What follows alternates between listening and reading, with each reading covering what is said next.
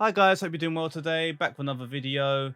Last week was the conclusion to my Halloween series for the month of October. If you want to check any of those videos out, there's going to be a link right here in this card. And also last Sunday, I dropped a cover of Claro's Amoeba, made a music video for Halloween. If you want to check that out as well, that's going to be here too. Hope you enjoy. Today's video is about a film that I watched last week randomly off a friend's suggestion. I'd heard of it before, didn't really know much more than the title. I Want to Eat Your Pancreas. I went in so blind and I loved it. The basic premise of the film is our protagonist is in a hospital waiting room. He's waiting for a checkup or something, and he happens to notice that there's a book on the floor. When he picks it up, he finds out it's a journal, and he looks at the title of it and it says Living with Dying.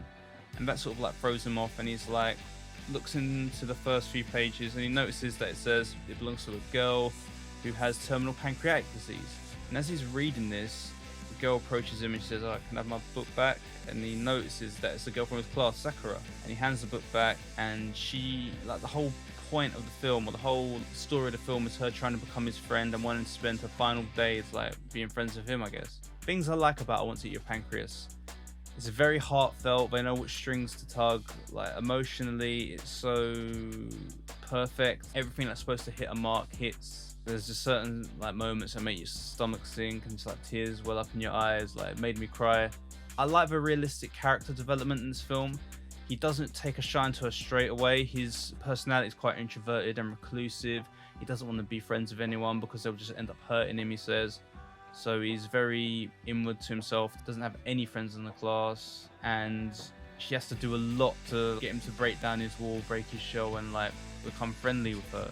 And I like that. Rather than rush into it and then just being lovey-dovey, it made sense to slowly chip away at him, because even by the end he says that she's changed his personality and stuff like that. Another good point of the film is the foreshadowing. Without giving too much away, there's a big twist at the end. When it hits, your stomach sinks, because you remember early on in the film there was maybe some sort of reference to what happens at the end, and you're like, oh no, I can't believe this has happened. The way it ties together is just it makes sense, and it goes with the theme of the film. About, like I said, I don't want to say too much about the narrative, but it's all interconnected. Through the foreshadowing is perfect. Speaking about how good the writing is, I'm a big fan of the narrative structure for this film, because we start at the end and then we see what events took place to lead to that end, let's say. I think it's a good way to present maybe a false understanding of what you think you might know, and they play on that so well. We just shown how these guys originally met, and the story of how they got to know each other, how it got to the ending that it did. So yeah, the structure is really good. It's not too common in anime. It does happen sometimes, but we don't really see them start with the end and work backwards. So yeah, I really like that. Some parts are really hard to watch, as well as the emotional turmoil that Sakura goes through. Our protagonist goes through a lot as well, because she's asked him not to tell anyone about the disease, and they suddenly start spending time together. Everyone in a class, obviously you can imagine what it's like in a class, a high school class. Rumors start going, oh, are they dating? And he's like, no. And then she's like, everyone's to her, because she's the popular girl, why are you hanging around with this loser, even in front of him? And it's just a lot of, it's just nasty. Even her best friend is really horrible to him. There's a scene where he leaves her house and the ex-boyfriend's there, and then gets into a fight and he gets punched. They punch our protagonist in the face, and it's just he takes so much, and it's really horrible. It's realistic, but it's very, very horrible. I'd say it could be hard to watch it sometimes. I really like the scenery. It's so beautiful, this town. It feels like you're there. There's a lovely scene with fireworks that's really, really, really gorgeous, I'd say. The whole design of the backgrounds is top notch. There's a sequence at the end. I can't really give too much context into what it means or what it is, but I feel like it's drawn so well, and it looks so good. It's a nice little difference to the rest of the tone of the film, because the rest of the film is drawn in a certain way, and then this specific sequence is drawn in a completely different way. It looks really nice and it works. I really love the pacing on one of the final scenes in the coffee shop. Without going into too much detail, we start at the beginning of the day, and then it gets later on in the day, and things start to click in our heads, even though they might not in the protagonists. And it is one of the most tense scenes in films that I've seen recently. Some cons to I Want to Eat Your Pancreas are the animation style to begin with was a bit janky for me getting used to. I felt like it wasn't as much frames as some other anime films of recent past, I guess.